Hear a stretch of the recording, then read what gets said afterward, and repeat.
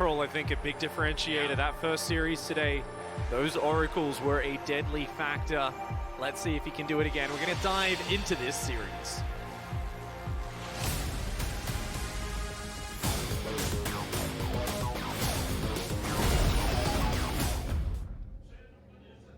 And down here in the bottom left-hand side in the red, the Protoss player, the favorite coming into this series. Can he make it out? He is.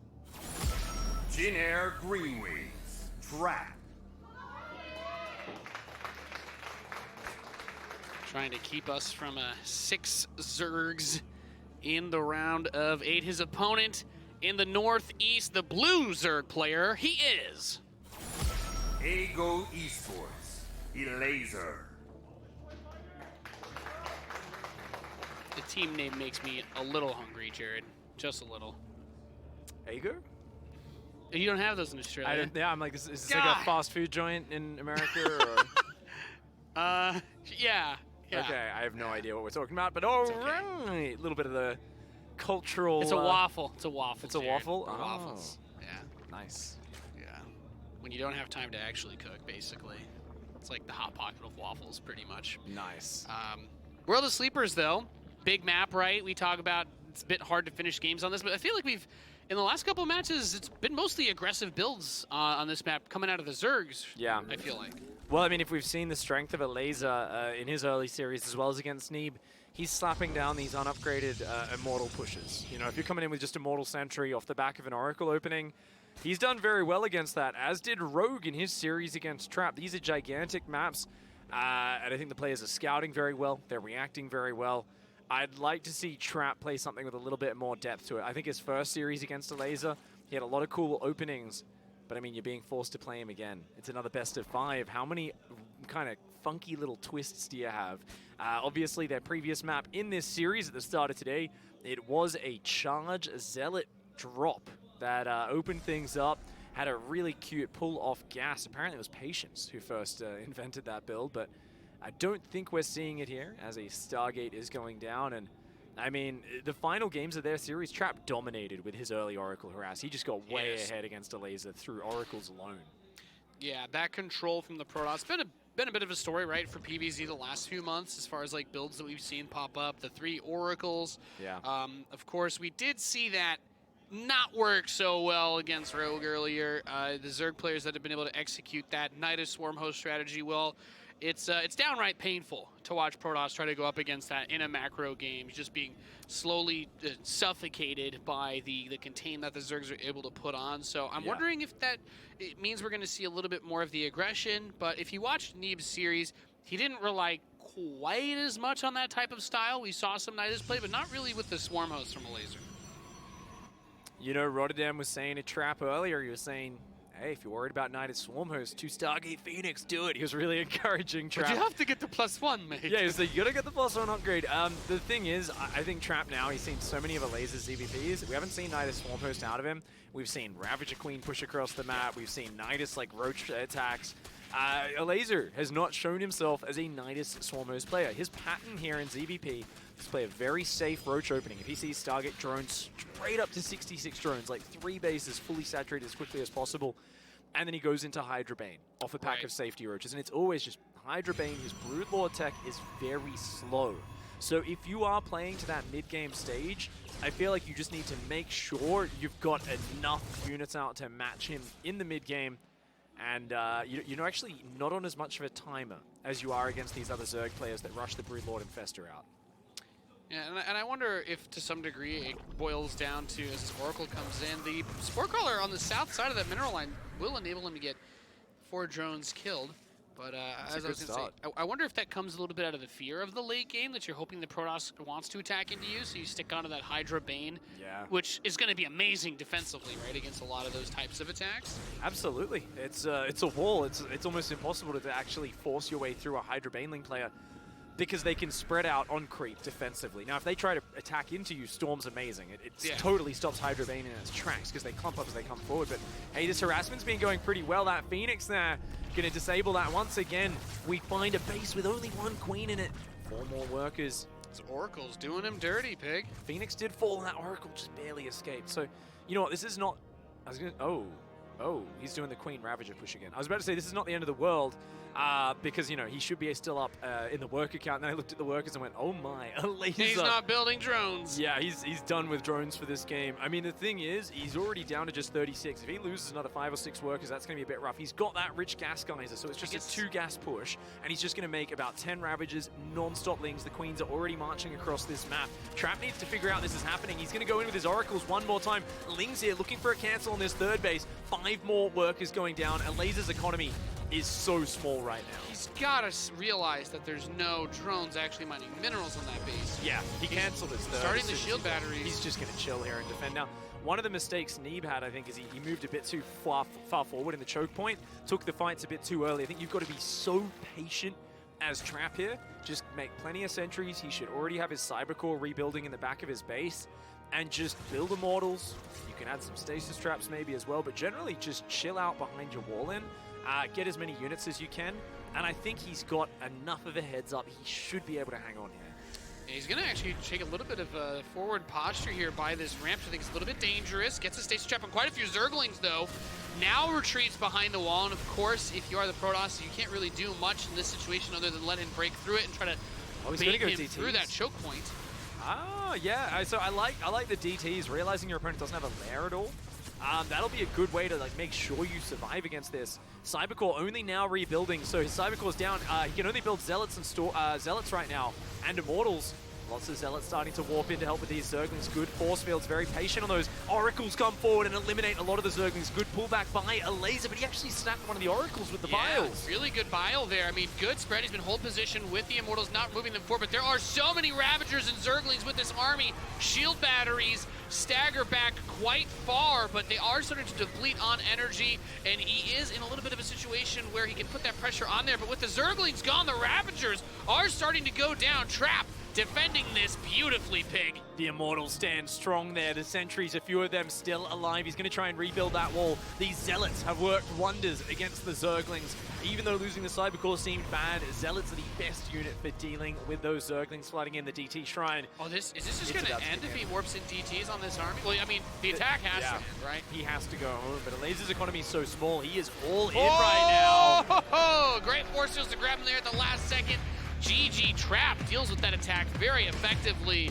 I feel like the breakdown you gave of the difference between this and Neeb very quickly, that's, yeah, no, it was just that, right? He didn't push out too far, didn't overextend. He took a lot of blows, but he had something like 6 or 7 shield batteries there. So many. He just weathered the storm. I like how far back those shield batteries were as well. So one of the problems there for Neeb was Neeb's robotics was out in front, and it was kind of in range of those Ravagers without them entering the choke. He killed it early. Yeah, so he kind of felt forced to build shield batteries further forward, and because of that, Neeb actually didn't have as much space to maneuver and pull back and forwards. He was blocked by his own structures. Trap here, he's just seen this strategy out of Elazer. Really great building placement, good pullbacks. Those force fields were legendary. The Oracles kept coming in and hold positioning, so they wouldn't go after the Queens. They just massacre the Zerglings and Ravagers. Really amazing control from Trap. Gotta love that Oracle retention. Then a big thing we've talked about, but it does help so much when he force fields those Lings in. Nothing is going to cook those Lings up better than some Pulsar beams, Pig. Yeah, it does so much damage so fast. And I mean, it's a secret to his success, right? They call him the Wing Commander for a reason. That man on the left-hand side of your screen. Let's see what he's going to do in map number 2.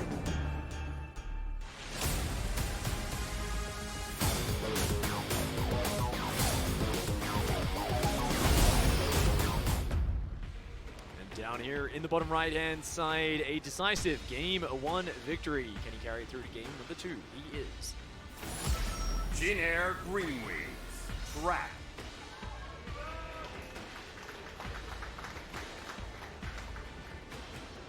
Facing off against the Blue Zerg in the northwest, he is Ego Esports.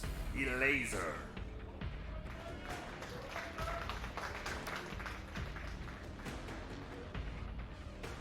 here on Winter's Gate.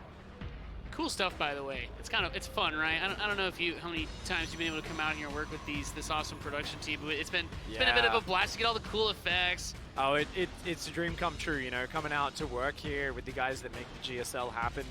It's Been show casting for a long time, but so we get to nerd out actually being We here do. with all the GSL memes, the deep voice guy doing the intros. It's just awesome.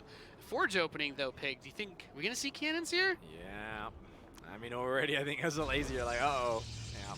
Gonna bring one drone down. Of course, just gonna wall off with 2 more pylons here. This is the economic cannon rush. Was used on Disco Bloodbath. Immediate cancel from Elazer, and Trap says, you know what? I don't even need to build a cannon. I've already achieved what I wanted. He's just gonna go straight for a Nexus behind this. This is awesome. Oh, he's actually gonna commit to it now. Well, he's got drones. He's got quite a few drones off the mineral line, so Yeah. he is. Oh, you got to be careful. I feel like I've had he- nightmares of like Prenef or like Florencio like blocking those drones in with buildings too. In with a gateway, yeah. Like, you trap them in, and then you just leave. You're like, I don't even need to get cannons up. Those drones can't mine for a while, man. He lets the hatch go down, but his own Nexus and Cybercore have started behind this. You know, a good opening for Trap. Just cancels it. Wastes a lot of mining time from those drones. Elazer Did he not calmly get... going back to it. Oh, he didn't. Yeah, and he just starts an Overlord too, so he was a little bit blocked for a second there. Has to build the Yeah. Extractor in the Spore to start the Queen. So putting on some pressure to Elazer is Trap early on in this game, but Zerglings are going to come out, and that means little Proberto will have to head home. Roberto. Yeah, he did a good job, man. One probe there just intimidated a lot of damage out of the Zerg. I feel like we saw some cannon rushes where we probably had a little too much committed the last couple of days. Yeah. Multiple pylons and cannons just for a hatch kill that didn't get too much. You know, I think a lot of players get so obsessed with getting that robo or that gateway on the front, right, to build Stalkers or Immortals there. And this is just a much more laid-back cannon rush, just looking to intimidate the opponent, get the cancel on the hatchery, and then back off. So how do you feel about the Stargate follow-up then? Do you think he just goes with this ye old standard 3 oracles then? He's so comfortable right now. Trap, especially after that previous game, is like, I want to see everything. My oracles are doing damage so reliably. Elazer, I wouldn't mind just a really generic macro game out of him here. I would love him to just have, you know, go up to 5 or 6 queens. The very first map of today's broadcast many hours ago was these two. Elazer really deflected the oracles so well. It wasn't until all 3 of them got together that they got a significant amount of workers. By that point, Elazer's economy was so big, he just brushed it off. It was water off his back. He did not care, and he was able to build up. So I want to see Elazer with that same good anti-air defense, great droning, push that economy. On Trap side, very happy with what I'm seeing. Clearly confident. A lot of probes. And this is his baseline style, right? And it's good to see a player just saying, you know what, let's play solid macro. This is the style I'm confident with. Don't need any tricks here. Solid and standard. Let's finish it that way. Yeah, and I like what I see out of him. We have the Oracle first crossing the map. It's going to mean nothing really here at this third to be done. There is a drone that's about to pop. Could try to get it, but maybe looking towards that natural or... Yeah, it takes one there, and it's going to take out a Zergling. I guess he's probably a little bit more focused on waiting for the follow-up Oracle. Doesn't want to... That's the thing, is like that level of patience to be able to say, a drone and a ling or two, like I think that economically I'm in a good enough place where I shouldn't force it if I don't really need to force it. Well, in this map, there's not enough dead space on the edge, right? So if you go deeper there, most of your shields is already gone. You're kind of saying, well, you've already got so much warning. Surely you're going to pull the drones away before I even get there. I'm going to be flying over a Spore Crawler. Like, I'll get one more drone, and if I'm lucky, I keep the Oracle alive deep in the red. Like, that's not really worth it. So, like you said, the experience from Trap, he's just calculated. He says, no, don't need to dive there. It's going to come in one more time here. Does get 1, 2, 3 drones. Good defense there by Elazer. So yeah, this time around, very happy with Elazer's defense, and he's just continuing to just pound out large numbers of drones. Do have to worry about those Adepts. I think he spotted them coming across the map. I'd like to see a handful of Zerglings added into that production tab to make sure he can handle those. We have seen the Adepts pulling Queens out of position. That's been the secret to Trap's success in some of these games. It's quite nice for Elazer, though. He's able to quickly get the Zerglings onto the third base, forces a fast cancel. Based on what we see behind this for Trap, he's actually got a good amount of resources in his bank, so he wasn't really dumping anything into like a gateway explosion. It feels like he does want to take that economic move forward. Will boot up an Immortal and +1 attack, but 3 drones picked off so far, and possibly going to shade at least 1 into the main and get some scouting. Sees that lair timing, which is also quite nice. Oh, and even takes gets another one drone. More. Nice micro from Trap. Shoots, pulls back from the Queens, goes in, gets the last shot. Really nice play. Now, Elazer, he's done pretty good, though. Canceling the third was big. If he gets another cancel, if he gets the sentries, that would be huge. Getting us around on those Adepts. Oh, man, the 2 sentries up against the Gas actually defending themselves very well. Good force fields. Oh, my. Only 1 sentry falling in a bit of energy. Fantastic micro from Trap. It's a really good save. Big Daddy Immortal coming out to support that too in a nice way, Pig. We have that lair finishing. The Roach Warren is completing as well, so 9 of them are going to pop out, but I don't really feel like Elazer's in a position to try and go for a big attack. He would run straight into Immortals with +1, and now a bunch of gateways being added. This Zergling seeing all these gates finish, I mean, that should tell you, hey, I don't think you're going to be able to bust the Protoss open anytime soon. He just spotted the second forge, and that's very important. I'm not sure if Elazer noticed, but 2 forges coming out of Trap. A really cool build order, heavy on the upgrades. That makes me think maybe gonna skip Storm. Maybe gonna go for like just mass Immortals, you know, Archon charge lot, and then you can also do a lot of Zealot backstabs is the way you make that style work. The armor upgrades scale really well with both Immortals versus Hydralisks, but especially Zerglings versus Zealots. Yeah. So if you can kind of do these backstab attacks, the first fastest responding units are almost always Zerglings. That's where you end up with a Zealot versus Zergling fight. In a front-on engagement, Zealots really can't stand their ground. Banelings just blow them all up. So it's all about creating harassment, backstabs, and playing a real ground-pounding sort of army. I love this style from Trap. Yeah, seeing well-upgraded Zealots, we know how powerful they can be in all matchups. That armor against the Zerglings, how fast they strike, and the speed Overseer comes through. There's nothing really new to see with this. The move into charge has begun very naturally, reminded again of the Forge and a Templar Archive. So he's not trying to make some sort of weird quick transition or anything of that sort. And back home we have Dropper Lord, possibly try to do a little bit of Bane Rain, as well as the melee upgrades, speed. Still feels like we were, okay, I was gonna say, it feels like we weren't gonna have that focus on tech, but he is grabbing an Infestation Pit a bit faster than we've previously seen Elazer go for it. Yeah, I think upon seeing the second forge, realizes this game will go a little bit longer. Triple Oracle still around. So much energy on them. That's going to be endless revelation as this game heats up. I love the way Trap preserves those Oracles so consistently. And that Phoenix as well, just being so annoying. It's going to get another Overlord. That's like its third. Oh, good transfer use does save it. No, that Phoenix definitely went to work this game. And, oh my goodness, he gets away! You're kidding me. Wow. And he wants the Zergling drop as well, so that Phoenix is a very useful tool as this game progresses. We've got an Immortal pressure coming out through the middle. Hive and Spire starting for Elazer. So, Broodlord tech is on the way. Elazer, though, is steadily going to fall very far behind on upgrades. Just a single Evo pumping out +1. I feel like Trap here, he's got great tech, great upgrades, awesome army, but he is lacking a 4th base. We're at the 9-minute mark, no 4th base for Trap. That means he is down on the economy quite significantly.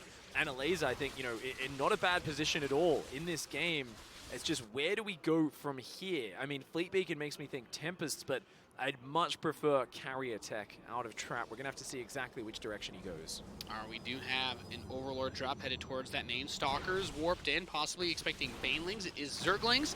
However, does not immediately unload, so only a few of them are going to come out. Stalkers will be able to clean it up without too much issue. I think we just had a revelation in the northeast side. Oracles are flying back over there for a little bit. But he's also going to add in another robotics facility, so still wants to make sure that he has every possible card in play for this late game. And as the Fleet Bacon finishes, it's just going to be that mothership while he starts that 4th Nexus Pig. So still thinking about this ground pounding sort of army. A little bit of tech mixed in, but not the big jump into that just yet. However, the Greater Spire is on the way, so an investment into additional Stargates. Okay, well, he's going to start him up now. Yeah, I mean, this is giving Elazer a lot of time. He's added the second Evo. He's going into Infestors. Lots of Banelings here to defend against this army that's sharking around the map a little bit now. You got to watch those High Templar. Make sure they do not get caught out. He spotted the Corruptors. Great scouting, as always, here for Trap. Stasis Trap's also going to catch a pack of those Banelings. They're still looking for the Sentries and High Templars, but great force field usage. Elazer looking like he wants to pull the trigger on this.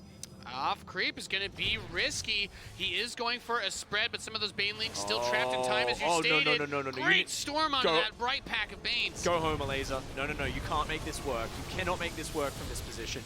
He's going to lose a bunch of Banes to Storm. He will try to get a link counter attack on the southern side, but cannons and batteries are ready. Those stasis boards really doing a great job trapping and just slowing down these units, no pun intended, as the Greater Spire is going to finish, but Trap looks like he is ready to meet a transition. Tempests are coming in as well as +1 attack, but how far forward is he going to go on creep? He doesn't have an observer. I really wish Elazer had set up a Baneling flank. I think this army could get sandwiched. There's not much force field energy just left. Obviously, he wants to scare him. but before the Broodlords are here. But I think that was a little bit of a dangerous move from Trap. That's one way to get rid of photon cannons, but not able to actually reach the economy. And the hallucinated Phoenix saw the Broodlords, ran straight into all of them morphing together.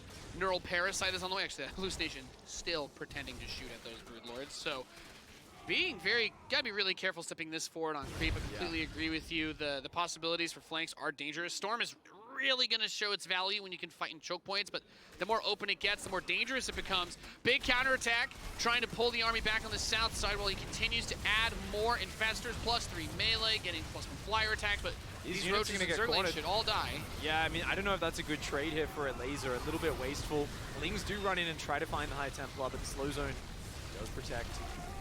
And you know what? Trap here, just sitting on 69 workers. It's not a gigantic economy, but he's being efficient. He's adding Tempests in now. His ground upgrades continue to be awesome.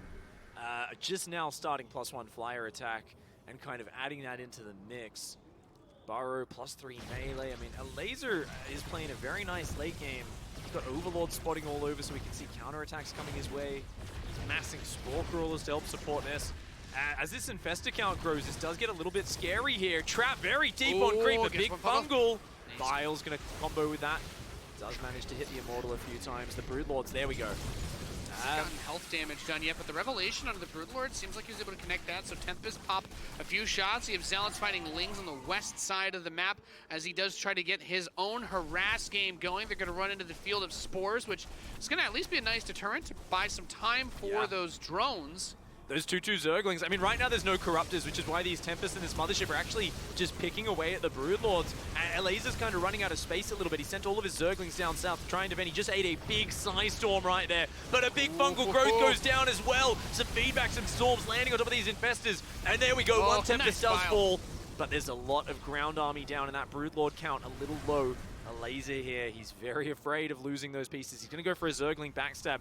It's a brave maneuver, but it might just be the perfect one to take advantage of Trap's army all being up here on the north side of the map. Takes a Neural Parasite, gets the Mothership, immediately drops Time Warp, stolen Archon too. He's going to pull that mama into the Spore Crawlers. Still need to be careful though. The Broodlords have been really chipped away at, Pig, by these Tempests. The vision he's had has been fantastic. Steps off creep, maybe a little bit too far as the Infestors drawing out of energy, but we've got 10 probes going down. Back at the third base with that counterattack. Trap wants to try and force the issue on this base. 2 more Broodlords on the left-hand side, just finished morphing. They may be the saving grace of Elazer. He's down to just 4 Broodlords, but there's so few units for Trap. Those armor upgrades working wonders. The +2 armor, meaning these Protoss units just do not die as quickly as Elazer would expect. He's going, how tough is this ground army? These units just will not go down. Awkwardly enough, those slow, tasteless zones slowing down the Broodlords on the defense, making things incredibly awkward for Elazer trying to hold that north base, but he did do quite a blow of damage back towards Trap. The defensive Dark Shrine, always nice to have in these scenarios, but this game is getting mighty scrappy.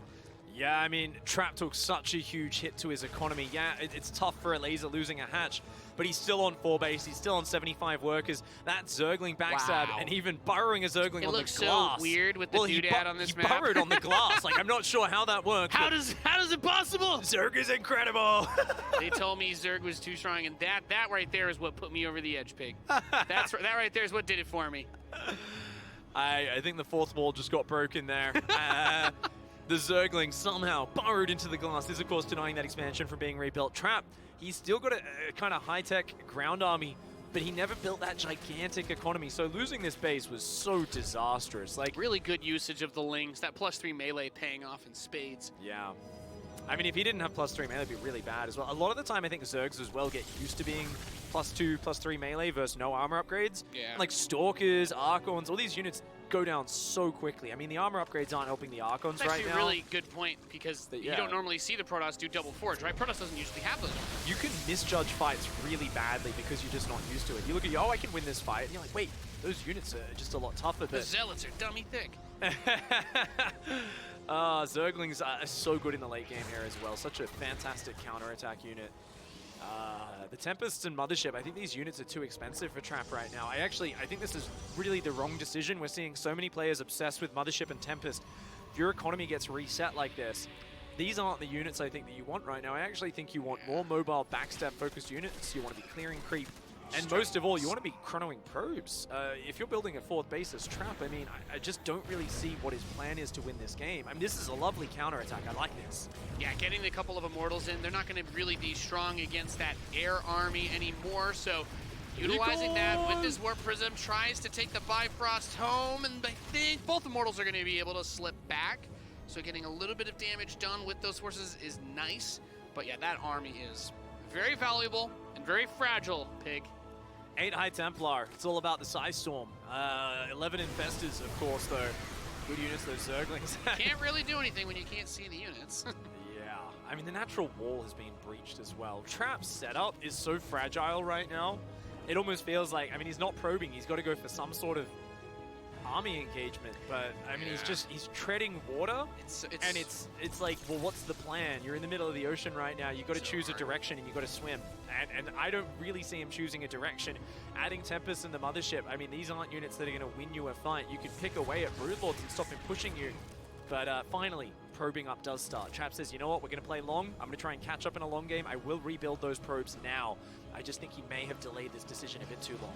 It's so hard, yeah, especially he's reached that composition, right? The Broodlord Infestor, it is so powerful. It's been a big talking point today amongst many things in regards to Zerg versus Protoss, but engaging this is really, it's a struggle. You've got Neural Parasite, which you could use to take all those big units, and if you get grabbed by one of those fungals on the High Templar and you lose those, you're going to be in a world of hurt. It's not easy to land feedbacks on these units, especially since they're not going to kill these instantly. And now he is going to force the issue with the Brood Lords. Those +3 Broodlings going to rain some fire down upon the expansion. And Trap, he can't afford to lose this base. The main and natural aren't even really mining anymore, Pig. Yeah, and this probe's going to try and evac, but I think they will get funneled right now, trying to backstab on the left-hand side to draw the attention away.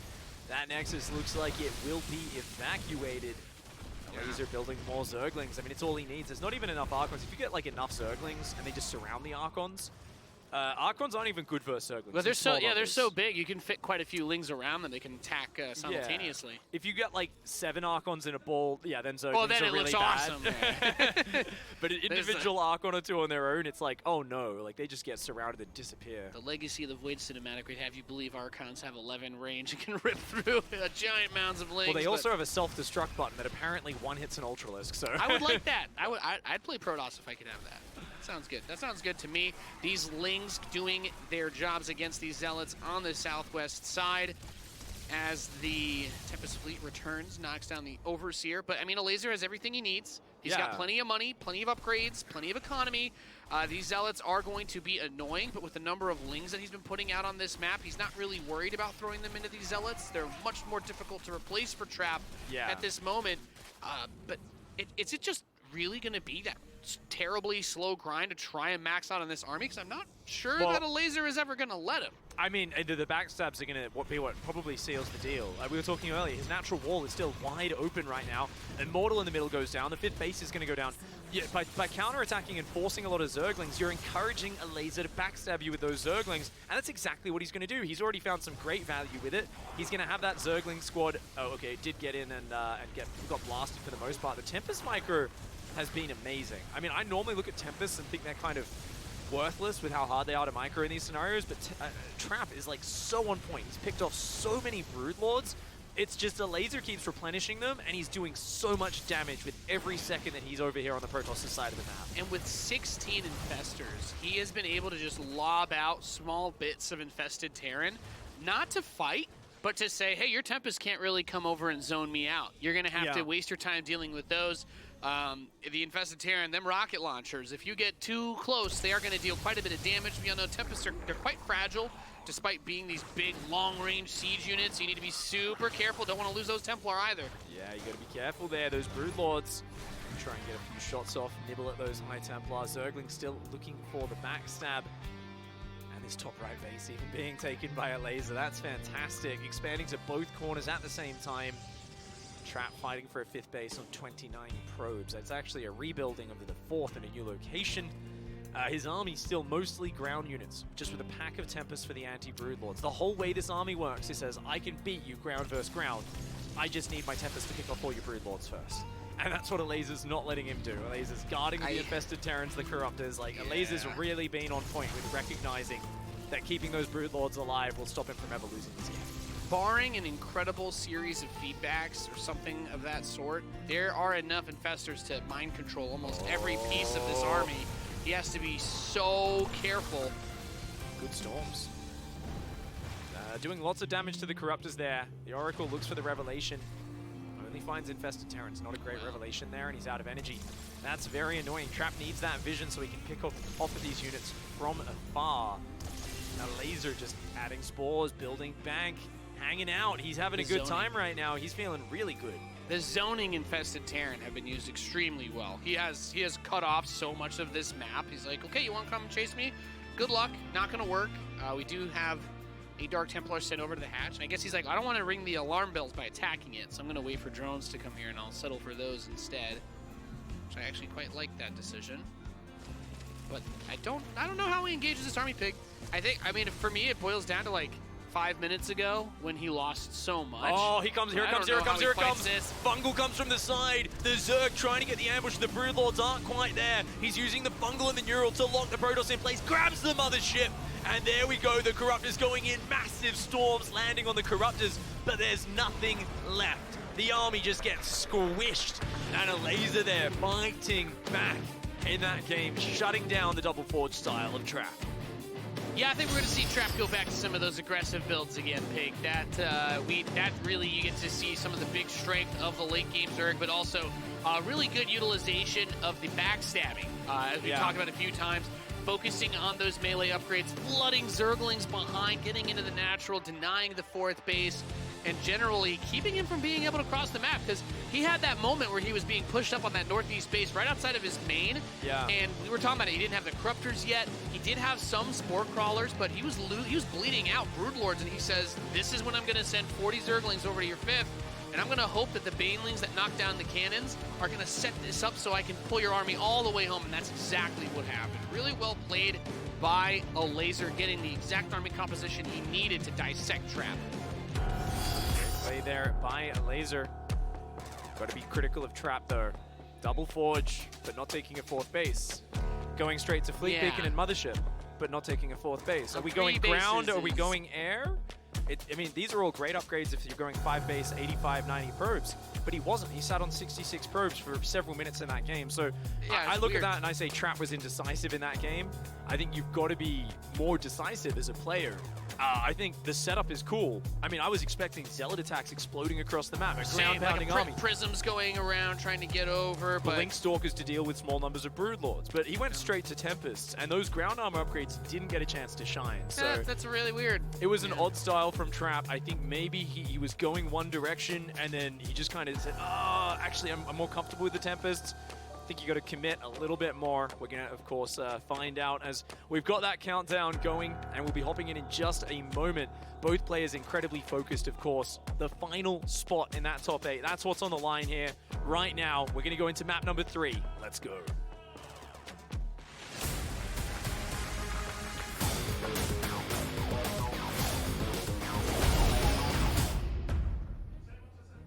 And up here in the top left-hand side of the map in the red, representing Jin Air Green Wings, an incredible Protoss player. He is Jin Air Green Wings, Trap.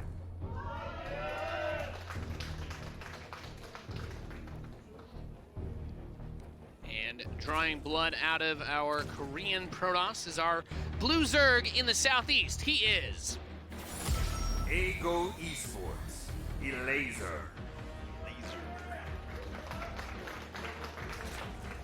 looking super focused there. And that last game kind of, it brings me back to some vibes we talk about success in general for Protoss versus Zerg. A lot of it comes down to you really don't ever want to let the Zerg player just kind of chill. And we did have some of that early Oracle harass, but at some point, like you said, he goes for Double Forge, which is like, okay, big gateway, maybe Immortals or something like ridiculous like Colossus we don't see a ton of, but he instead just kind of says, actually on 3 bases, I'm just going to shift gears and start my Fleet Bacon and start to prep for like a really long game. But Elazer had so much money that didn't really ever seem like he was on the ropes. Like even if he took some early drone losses, it was like, well, you're not capitalizing on it, so I'm good. Well, it was like, you know, it's kind of funny when we see a Tempest push get used, because it just seems like something which fundamentally is so hard to make work, right? Yeah. Where Elazer was really good at putting this wall of Spore Crawlers in front, and he was like, oh, just keep pulling behind those Spores, just buy time for a few more Broodlords, a few more Corruptors. And once he got those units out, he stabilized and was looking very healthy. So, you know, I don't really see Tempest as a pushing unit. I think they're a unit that whenever you're both kind of just dancing next to each other, you get free pickoffs, right? You pick off a few units, so it kind of forces your opponent to disengage, right? But if you're out on their side of the map, they're a very fragile unit. They can go down very easily. So I'm expecting a very different mid-game here on map number 2. We've been seeing a lot of Hydra Bane out of Elazer. And Trap here, of course, a master of many styles, but loving the Oracle openings, is going to go Stargate once more. You've got that big high ground in the middle of Disco Bloodbath, right? So being able to have those defensive armies, if you can get the creep spread out for that Hydra Bane style we were talking about, that's always going to be really strong. But a key thing to note that you brought up about Winter's Gate, that we have a lot more airspace to play with here. You can hide units behind the natural mineral line. You have the main base mineral line is exposed to the map, so if you want to go in with oracles, you can. It's not very simple about, oh, I'll put my queen here and my main is covered. So I definitely think that a player like Trap can really utilize that micro very effectively, and I would wager in a later scenario, Warp Prism becomes way more powerful than it would have otherwise been on Winter's Gate. Yeah, you know, it's kind of funny. A lot of players at one point swapping his stasis traps for harassment. Feels like Trap just keeps killing drones. Like, if he wants his oracles, you know, in your mineral line, he will just do that, and he's so good at focus firing and pulling back. I mean, that's it. He consistently pulls back the weak oracle. I'm actually wondering if he clicks on screen, or if he, like, actually clicks in the bottom wireframe or something like that. So, because a lot of the time those oracles are kind of on top of each other, which is why it's hard to micro. You see players fumble it. They pull back the wrong oracle a lot of the time. They kind of, like, you know, zigzag back and forth. Something I'll definitely check when I get a chance to see his first-person view. But for now, fast 3rd and 4th gas. Extra oracles on the way. This is it. Standard openings for both sides. And Elazer did pretty good in that last game. Of course, game 1 was that failed Ravager Queen bust. Trying to get through Trap's natural. And the thing is, we were backstage as well. We saw, actually, Trap was coming back during that last match a little bit, watching those games with us. So he was very aware of what Elazer was doing against Neeb. So quite tricky to try and pull out the same play twice when you know that your opponent is watching you, and there's a ton of money on the line, of course. This is the last spot in the top 8 that's being fought for, which will, of course, be playing out next week at BlizzCon, which will be super fun, super awesome. I don't think we have a second Spore in the main. I think that's a big mistake here for Elazer. Rogue was always going second Spore in the main on this map, and I think you have to. Ooh, bit of a misrallied Oracle there from Trap. You know, I love that he has 2 Queens up here, and it looks like Trap might shift his focus to that 3rd base mineral line as the 3rd Oracle comes over to join up. Really healthy Queen count from Elazer this time. The Queens being in position is the real secret. Remember, there is also one more Oracle behind the natural. It's kind of, I think, maybe going to just be used for stasis traps while he dives in with the other units. Adepts here, of course, threatening at the front. I love the way Trap shades in, but his Adepts always run. You can see them on the minimap running really far back to safety. He's going to join up all 3 Oracles. Oh, no! All the Queens are at the 3rd in the main base. They're too slow to get down here. Good pickoffs here by Trap. 7 workers and saves the Oracle on red life. Yeah, you're talking about that micro trying to click. He gets the Oracle with 4 health, pulls it back just in the nick of time. And 7 drones, pretty nice, especially considering that all of the Oracles are still alive. So that's going to be something he has to worry about. Nevertheless, he also has the option to go in for those scans with the Oracles to keep an eye on what's happening tech-wise. The Adepts are going to come by and almost able to get some kills on the drones. Unfortunately, not going to be able to succeed there. Oracles going in again with a lift on the Phoenix. And a lack of target fire on that Spore, but does get 1 Oracle, and the next one very low. I think he thought he was going to recall out of there. He pulled all the Queens back up. A big mistake there. The first wave was actually totally fine. Elazer's done such a good job droning. That first wave of harassment damage, you might be like, oh, 7 drones. No, that was totally fine. The second wave of 11 drones, that's where Trap says, all right, get some. Now I've I'm happy with what my Oracles have done. Just the 7 wouldn't have cut it. Good counter opportunity here for Elazer. Runs in. He's going to grab a handful of probes. Forces a Zealot warp in 4 probes. Really well played. Not that's too nice. shabby. Yeah, that's good. Elazer's up at 64 drones. He's going up above 70. Charge and +1 on the way for Trap. So Infestation Pit way faster this game. Oh my, all right. Looks like he's actually gonna play Ravager Baneling into the much faster Broodlord tech. We haven't seen Elazer pull this out. This is like the most standard macro style right now, but Elazer hasn't really been tending in this direction. He's been much more Hydra focused, much later on the Broodlords. I love the fact that he's changing it up mid-series here. Trap will not expect this. Yeah, definitely looks good. And, I mean, it's still fascinating to me, the range that we've seen out of the Zergs in terms of the different ways that they've been able to pick Protoss players apart. That he is going to try and go straight back into that similar style, as you were saying, from that last map without using any of the Swarm Host tech. But it's funny because it's still on Trap's mind. He has the Oracles patrolling here on the south side. It's like, well, okay, you're not really like jumping across that gap, but he's doing it because you want to be aware of if a Nidus starts popping up or something of that sort. And that isn't going to be what we see this game. We have the all-seeing eye of the commentators and the observers, but he does have the Spire on the way. He does have the Hive booting up, and Elazer's like, yes, let's please go into another late game. Well, I mean, this is so good for Elazer that he's like wandering around looking for those Nidus worms. We've mentioned it before, Elazer is not a Nidus Swarm host guy. His Hive and Spire is on the way, and the Observer just moved up, and it just reset itself into pervert position, the observation position in the main base. And it's actually, I think it can see the Hive. We haven't got a glimpse of it, but it was basically set up between the rally out front and the natural. Now it's up in the main base. So I think because of that, Trap should know he's up against that, and I think, he's pushing out across the map in response to it. So he's looking to put on some sort of pressure, just at least a little bit with his harassment. Might even look for a snipe on the Spire with the Immortal drop. And he's going to build his economy a ton behind this. So he's saying, okay, we're going to go to Hive. I think he's aware of what he's up against now. Yep, the Immortals at the very least see this. They get to put a little bit of the drone pressure on. Of course, you know, it's small things, but even grabbing that Spore Crawler, I think on the way out would be pretty nice. He's going to sit here, just two-shot these Zerglings, try to few the drones as they come in. It's like, you know what? If you're not going to commit this little, I'm going to bring some Zealots out. Denies the Overlord drop on his side of the map. And with the Immortals behind this, he's like, yeah, bring the rest of your forces over here, buddy. You're going to have to spend your attention on this and not whatever else it was you were planning on doing this game. Is this PvP? I've never seen an Immortal drop do that much damage in this matchup, man. That's only meant to happen against Protoss players. That was so much damage there. That was awesome for Trap so far. I mean, both sides are still tied neck and neck overall. Greatest Spy is about halfway done, though. And like I said, I mean, Trap, it looks like he wants to make an attack happen before those Broodlords get out. We've already got Corruptors on the field, but they aren't going to add anything to the fight. At best, they can hunt down the War Prism. Where are the Banelings right now? There's 24 Banelings, 8 more on the way. We've got 3 Ravagers, 13 Roaches. Ooh, those Oracles, too, coming in on the side. The Queens were pushing towards the west side, getting quite a bit of damage in there. Setting up for a possible surround. Guardian Shield does get popped, but Trap is going to have to take this fight. Nice force fields on the ramp. I mean, these Archons and Immortals are doing so much.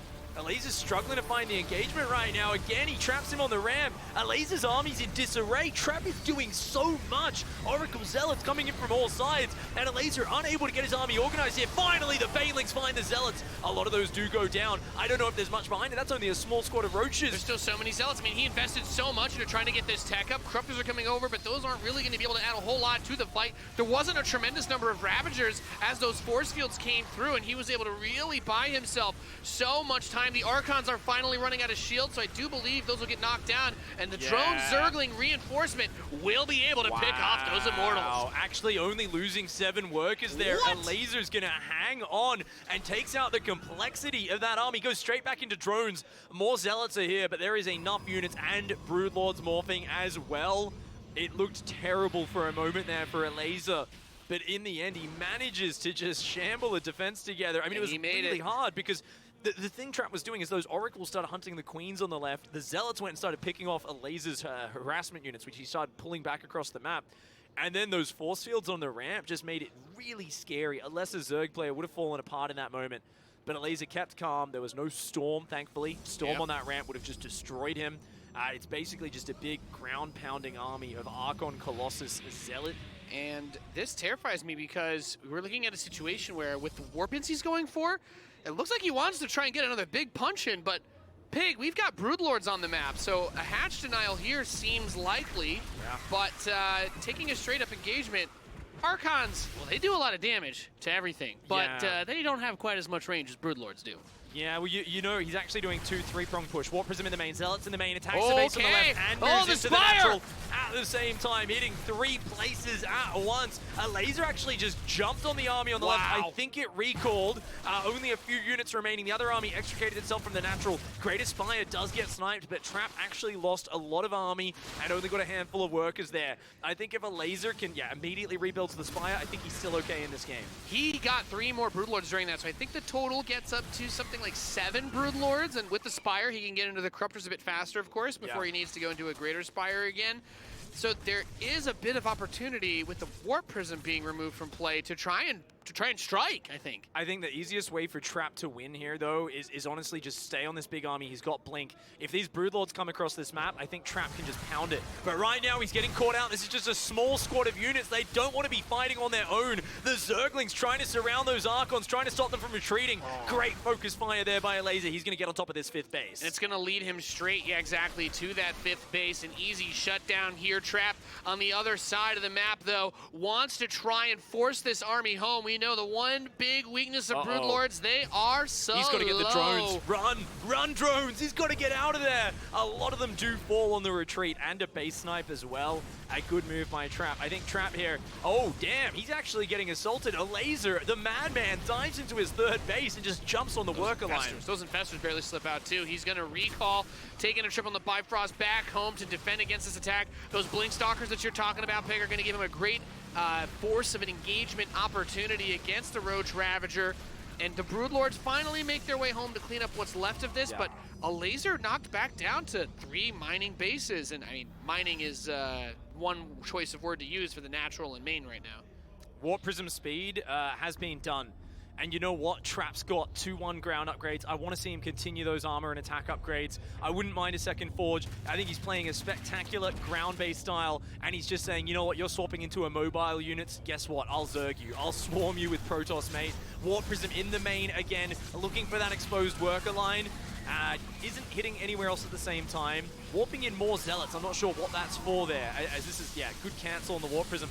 Gets the spawning pool, not the most impressive trade in my mind. I think you've got to be doing more 1-2 punches. There we go. Does strike in the middle at the same time. Bat on the Zerg economy, very well done. And he hasn't made any sort of transition into Stargate yet, but he does have the Fleet Beacon, so it's an option. Ooh, Fungal there, he's going to cancel those Warp Pits. I know it looks like they all died, but those don't actually die when that happens. He realized that just jumping out of that siege up mode and canceling and falling back was the better idea. You don't want to be warping into Fungal Broodlord fire. It's a bad idea. It's a bad way to start your life as a stalker. I don't think it's a good time, Pig. Well, I mean, when you get your Protoss, marching orders and it says go to Disco Bloodbath, I think. My goodness. You should expect something nasty, but hopefully not Fungal and Broodlings biting at your ankles as soon as you spawn out there. He's got to be a bit more careful. Okay, some of the forces are over here at that southwest base, but that Prism back again in the northeast with Archons. We have exposed Overlords as the Stalkers pick away.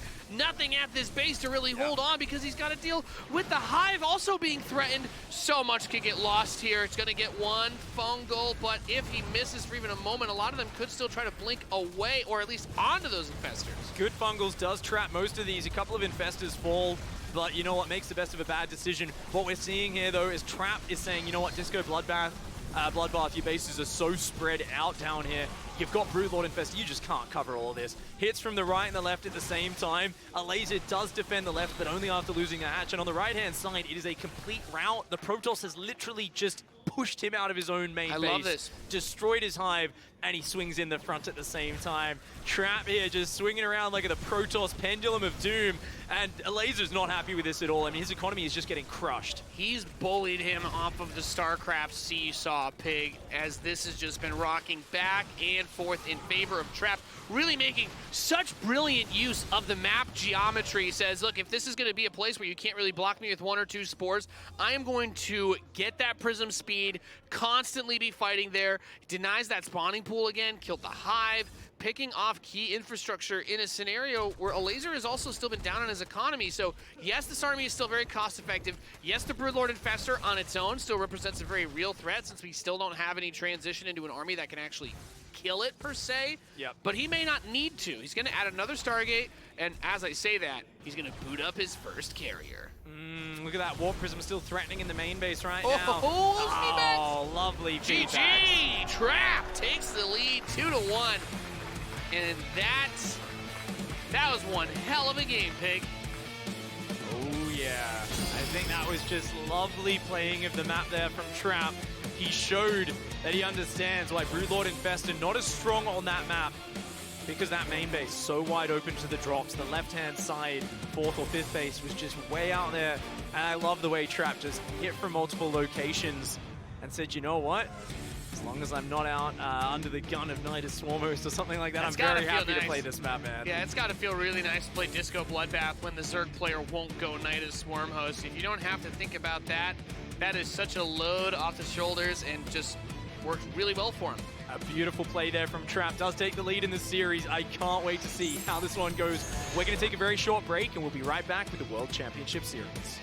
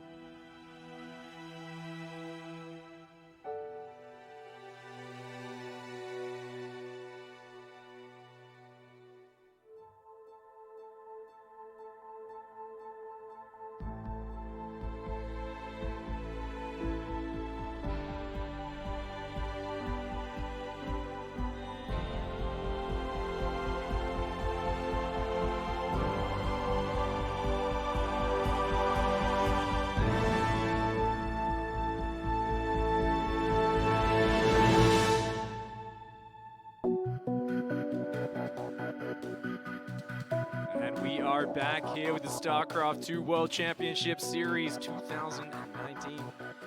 It's been a great year of StarCraft, and the long day is coming to an end. These two guys fighting for that last spot. Elazer there, a little bit more pressure on him, as he is down now, 1 map to 2. It is a best of 5, so Trap needs 1 more to close it out. Elazer needs 2 wins to finish this one off. Yeah, Trap looking extremely strong. Great use of the maps that we've been able to see him take advantage of. He has let Elazer play that late game twice. He dealt with it a lot better when he was able to make use of those warp prisms. Yeah. But I don't think any of the other maps are going to be quite so exposed. All right, well, we are going to be launching into the next map. Map number 4 of this series, Protoss vs. Zerg. Let's go.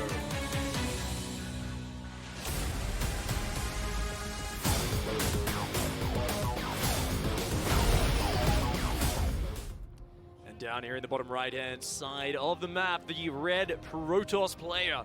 A spectacular game in that last one. Let's see if he can do it again. He is. Jin Air Green Wings, Trap.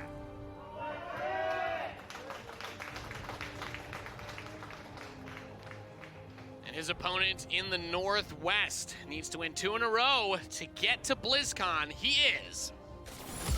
Ego Esports, Elazer.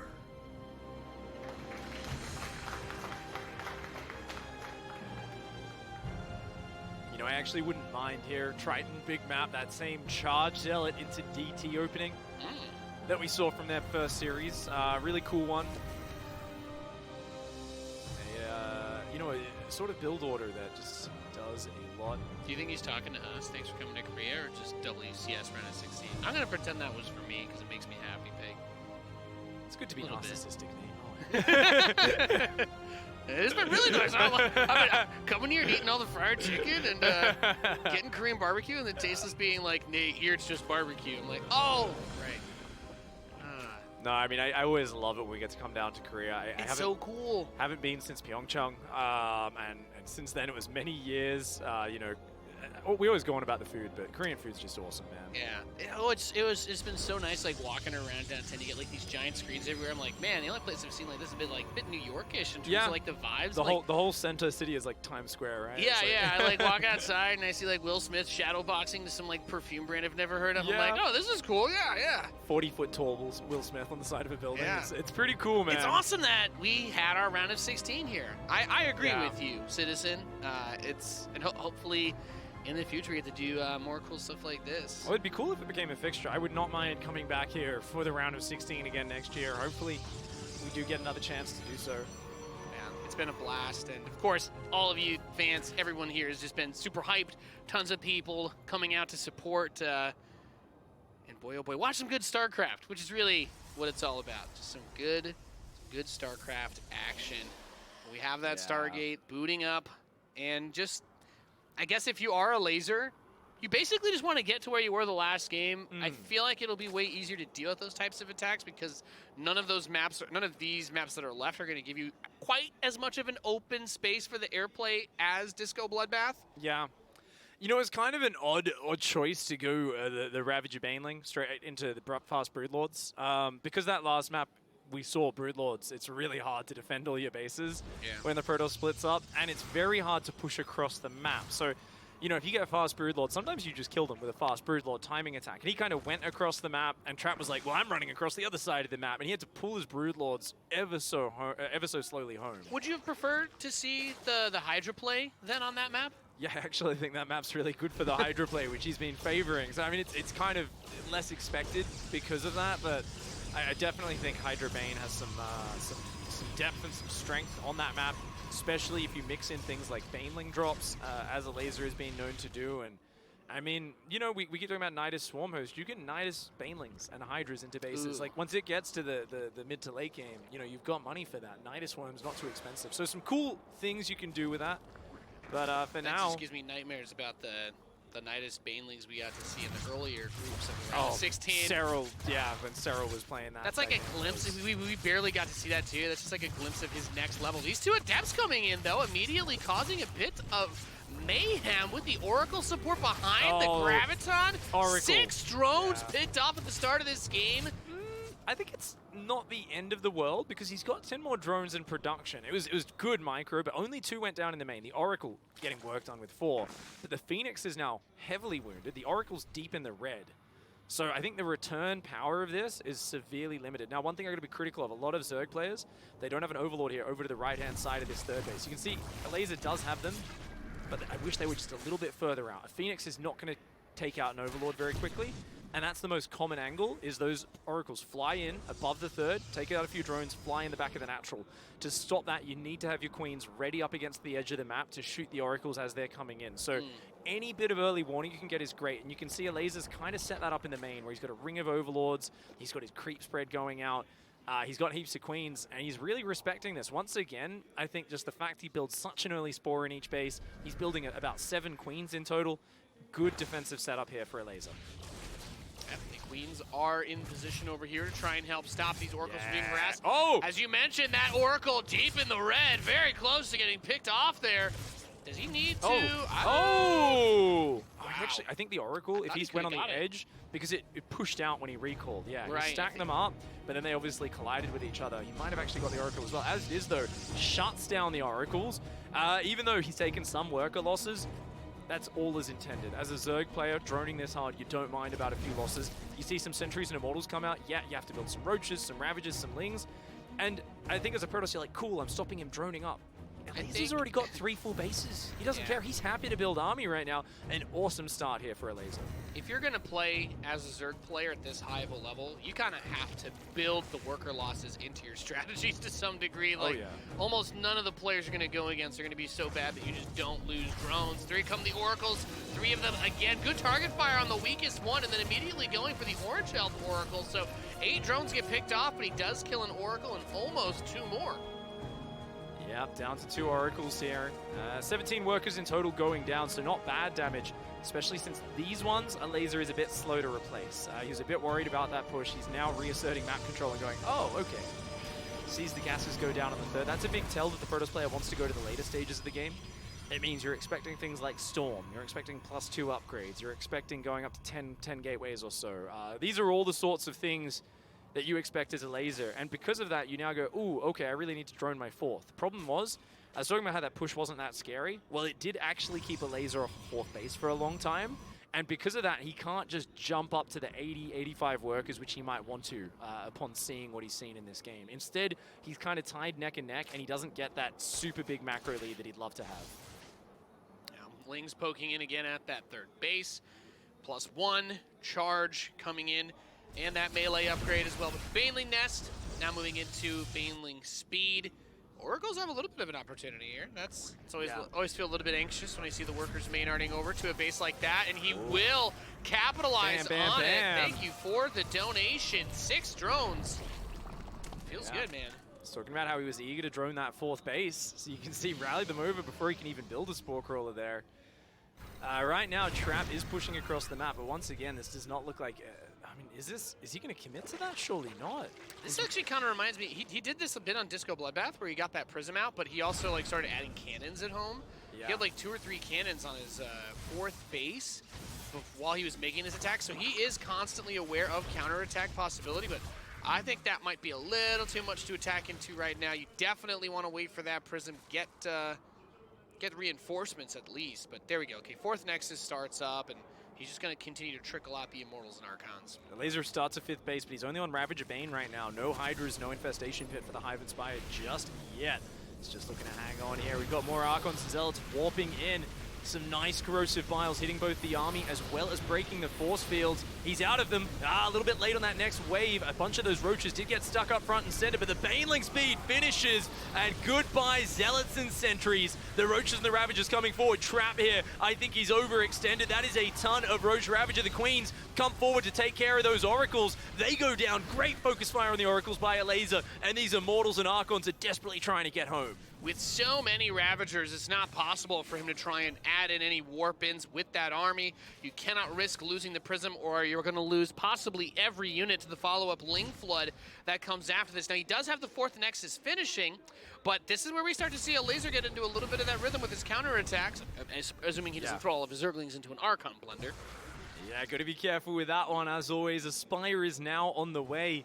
Elazer, is he going to play Lairtech? I don't think he has a high over an Infestation bit. I think he might do a Muta swap.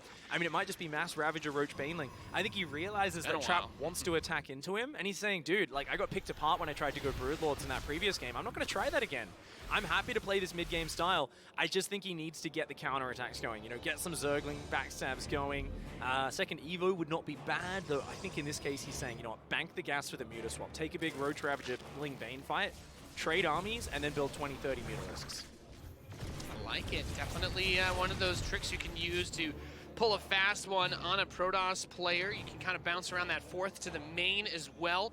Not that we've been seeing a huge focus on Stalkers. Of course, we know Archons do well against Mutas, but they have to engage. So this is a big opportunity. Lord. Trap moving in. This is such a ballsy push here from Trap. He saw so many Roaches on the top right. Elazer only now pulling them back. But I mean, his army's out here in the middle, and I think he's about to get sandwiched. That's a lot of Roaches coming in from the side. Trap's army very good against Roaches, but those Immortals are wounded. Hot pickup on the left-hand side. The army's splitting. Trap's just going to try and fight him on both fronts at once. Roaches desperately trying to pull back. Here come the Mutalisks. They rally into where this army is, so he gets a very quick heads up. Prism is going to try and add Stalkers. He wants to try and crush him here. Archons can do tremendous damage, but that's when the ground units are going to come in. They can't shoot all of the units at once. Gets the Biles down on the War Prism, and the Mutas are going to hunt down the rest of Trap's army. Up 100 supply is Elazer. So many Mutas surviving in the deep orange, but they do not go down. They will regenerate. Trap's push is held. He's down at 59 workers right now. I think Banelings must have hit his third mineral line while all that happened. We didn't catch it on camera, but his economy is being pushed back. His army is being crushed. And the Ravager, Ling, Bane, the Mutas come in. And this is it. 2 Phoenix is not going to be enough to stop that. What better timing could he have been able to hit? The ground units are just enough with the Mutas popping to swallow the entire army. The fourth base ravaged, and Trap dropping below 60 supply. I don't think there's anything else he can really do here, Pig. Elazer still has the map. He's in the main, and the rest of the army is going to make its way over to that natural expansion, desperately trying to micro a handful of Phoenix, but he has the pylon here. He could just shut down the Stargate and put a pin in it for this map. I do not see a way he's going to be able to recover from this level of a catastrophic loss. That's just a lot of Zerg knocking on the door. And it's going to be it for this game. An awesome turnaround. It's such a different style when every Zerg is rushing to Hive Tech. We've got one Zerg here who's hanging out on Hydra Bane, who's swapping between that to the Ravager Baneling Infestor style. Now here, Roach Ravager Baneling into Mutalisk swap. He keeps changing it up game to game. He's shown these cheesy Ravager Queen attacks. As Trap, how do you predict what this kid's going to do in the next game? It's always a different strategy. 20 supply micro in those Phoenix like I'm watching Roddy stream. Elazer ties it up. GG 2-2. And that is a fun way to watch Zerg pick apart a Protoss player. Very enjoyable game there. Yeah. And Elazer showing off some killer instinct, amazing control of his units. And that's just, if you time that swap a little bit too late, I thought Trap's control with this Zealot Archon Immortal was really good. He kept the Prism pocketed in the back. Everything fell apart when the Mutas came out. It seemed like he immediately was caught off guard. It's like, okay, well, I haven't seen this out of him out of any of the games that he's played today. And that just worked beautifully, because I thought that ground attack was really nice, but the Mutas, well, they don't care about Immortal Zealot. Yeah, I mean, it was an interesting scenario there, because I feel like Trap can't get a read on exactly what Elazer wants to do in these games, because his strategy is so different every single game. And Trap, he's trying to play safe against anything. I feel like he looks at this and says, I think I'm the superior player. Let's make sure I don't get surprised. But because of that, his fourth base is often going down quite late. He's expecting some sort of assault. And then in that game, he said, okay, let's do a bit of pressure here. Banelings wipe out the probe line on his third. And he goes, I've got to push in here. Let's do something. I think I can break him. He's going to go to Broodlords, head on economy. No, he's just massing Roaches and Banes and Ravagers. That's a low-tier army that wants to fight at that moment. And I mean, it looked like for a moment he was going to catch half of Elazer's army, deal with it, and then the other half would come back and he'd deal with that. Elazer just pulled back, disengaged, waited for the sandwich to close on both sides. So sick. Awesome patience by Elazer, multiple times surprised by pushes, keeps on getting the defense together. Let's see where this series is going to go. It is game number 5.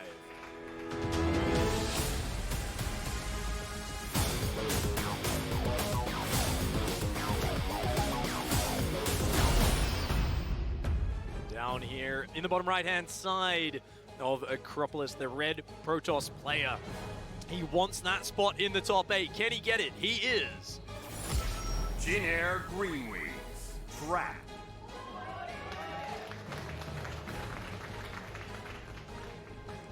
And his opponent clawing his way back into this series. The Blue Zerg, can he get it done? He is. Ego Esports. Elazer. It all comes down to this, Pig, the final map of the round of 16. Unless we get one of those really crazy draws, in which case technically it's still going to be the same map that we replay on. So the final map of the round of 16 all comes down to this, Acropolis. Final countdown right here, man. That game timer on the bottom left, we don't know how much longer that's going to go for in this series. I'm hoping personally for a nice long game, but right now Trap is nervous. I think he's kind of, he won the first series. He's feeling like, hey, I think I've got the mental advantage, but I don't know. Elazer's throwing out different strats every game, different styles, and Trap can't seem to find a direction that's working for him. His pushes, they're working some games. Other games, they're just falling flat. It's hard for him to get an exact read on what Elazer's goals are in the game. Elazer seems to be staying very fluid, and I love that Elazer's not going for too many of these crazy Nidus rushes where like you skip on queens and spores and then like the oracles just kill 20 drones and you're beyond all in. He's going up good solid economic openings, and it's once he gets to 3 base that he's branching down these weird different directions. Yeah, we even saw in Disco Bloodbath, like, Trap is not necessarily even writing it off. He's still scouting for it. He's still prepping for it. If you don't, and the Zerg goes for it, then you're going to be in a really, really, really bad place. But I think this was the map where Elazer went for that Nidus push, right, against Neeb on the 3rd base. And it was kind of awkward because he had actually gotten to where the robotics facilities were, and then tried to go into the natural instead of killing the 3rd, and that's where things got out of hand. It was very, very close, wasn't it? Yeah, that was a crazy hold by Neeb in that game. But yeah, things looking interesting here. Stargate once again from Trap, so he's not going to opt for something like that charged DT build. He's so comfortable with this opening. It's the follow-up that interests me more than anything, though. Elazer in that last game did so good against the Oracles. Remember, it was like the Adepts came in, got a few workers, the Oracle did good, but the next wave started getting shut down. The Queens were like right there. The target fire was really good. Yeah, I mean, you mentioned it. Yeah, he got probes, he got the drone kills, but the one Oracle was really red, and then as soon as he came back the second time with the Oracles, just right-clicked on that low health one and killed it incredibly fast. Oracles are good at a lot of things, but they are, you could say, made out of paper mache. Yeah. Not the toughest unit by any means. And things looking all standard here. Would be expecting the double gas on the natural in the next 10 seconds here for Trap. Indeed, all as expected. Elazer just with a single slow Overlord scout. You know what? This is another edge Elazer's taking in this series. No Overlord speed. He's not having to sneak Zerglings in or anything to scout. He's like, yeah, my opponent's playing the safest, most standard defensive Stargate build every game. I don't need to scout because you're doing such a standard follow-up every game. Well, I think Roddy's down there. He's like, yes, start the +1. Roddy's been telling him all day. He's been saying, Trap, you got to do this, man. Roddy, he literally asked one of our translators to tell him. He's like, look, can you please tell Trap to go for the double Stargate +1 Phoenix? And it's like, and then Trap's like, should I though? He did have a bit of a giggle as that was translated to him. But you know what? Obviously, 2-star Phoenix here right off the bat. Like, not even the Glaive Adept opening, which Trap was a big fan of back in the day. He's just going to go 2-star Phoenix immediately. And it's such a... And that 3rd timing as well with it. Yeah, it's such a powerful opening. I mean, if he gets the 3rd up as well, that's awesome, right? Having a single Oracle gives you a lot of safety on that 3rd. You can just kind of bring it back for defensive purposes, and you can, get tons of scouting early on with this. It can be scary though, right? Because one of the big things about having multiple Oracles is that they do obliterate Zerglings. So you lose a bit of the aggressive potential until your Phoenix count starts to snowball. Yeah. And if you were hit with some sort of like a Ling Flood on that 3rd, which as we can see isn't coming, you don't really have quite as many Oracles to try and at least stop them from forcing a cancellation. So there are a couple of risks here. You're not really investing into any other tech because Phoenix Phoenix they build really fast and they're expensive. You spend a lot of money quickly trying to do a build like this for Trap. He's building a Forge, which makes me think he might even go Sky Toss off this Forge before Robo. Twilight does go down. Okay, there we go. It is more normal. Is he going Sky Toss? The Phoenix are now showing themselves this. Elazer, luckily, had not built any Roaches, which is very good for him. He's got his Queens together, he's building Spores, he's got to keep droning. He knows, I mean, he's also losing Overlords, which for another player might supply block them. Thankfully, Elazer had 50 free supply, so he was quite well prepared for this. You see so many Zerg players do that. I think it was like a really funny image of one of the, it was like maybe Dark or Sue was building 11 Overlords at like 180. They're like, yeah, go ahead, kill as many as you want, bro. You're not blocking me. It's really good because it means Elazer has been able to drone right up to 70 workers. These Queens coming down to the front, that's not quite enough Phoenix to fight that many Queens. It's almost, but not quite, because you've got to pick up all the Queens that have Transfuse, which means a few Phoenix are taken out of the damage dealing equation. Hydra's on the way immediately here for Elazer. No fourth base down just yet. I want to see him go for a fourth. Blink on the way for Trap? So that's, oh wow. Is he just going to... I feel like we had a conversation earlier about Blink Stalkers versus Hydra Bane, and it wasn't very good for the Blink Stalkers. Yeah, no, I mean, it can be really nice versus Roach styles. I mean, Blink Stalkers are a really interesting push that you can make happen. This could be a 3-base Blink timing. There's so many gateways going down. I think he's just going to try and push. There's actually a really nice high ground area in the middle. You can kind of push through the middle and blink back up that ramp. I mean, he certainly won't expect it, right? Yeah. Well, I mean, the thing is, people play so greedy against 2-star Phoenix. Normally, they just build 85 drones at this point. Elazer's massing Hydras, though. So he's actually almost gearing up for his own Hydralist push. This could play perfectly into Elazer's hands. He builds more drones, though. If he builds like another 5 or 10 drones, big blink attack could definitely be big trouble for him. Yeah, it's quite an interesting stylistic choice to go for. The Phoenix, of course, the side benefit here is always being distracting, always putting on a bit of pressure. Oracle is there with the shield battery to keep the third base mineral line safe. And wow, he is going to try and pop this Stalker push on a razor's edge right as Blink and +1 are finishing. He is already there, getting ready to attack. Fourth base gets cancelled. A few stray drones do get picked up. He doesn't have the Baneling nest. I mean, he doesn't really need it. There's no charge just yet. I think he just needs more Lings, more Hydras. He's got Groove Spines, I do believe. Queen's getting force fielded. A lovely thrust forward. Where are the units on the left-hand side of that hatchery? Elazer, you've got to bring some Hydras around the left-hand side. A little bit slow to react. He does now position on that side. Hydra's coming in. Baneling's fine. Ooh, last-second force fields go down. Lovely micro by Trap. Incredibly dangerous, though. Those Hydralisks would love to get in a head-to-head fight all together against the Stalkers, but it's actually going to be, it's actually quite nice that he has the multiple Spore Crawlers here to kind of keep this engagement from happening, but he's content to just shave away at this hatch, pick off units as they come by. Drones are coming in on the left side. Hydras are trying to attack on the right. We do have a couple of the units being removed from the equation by those Phoenix.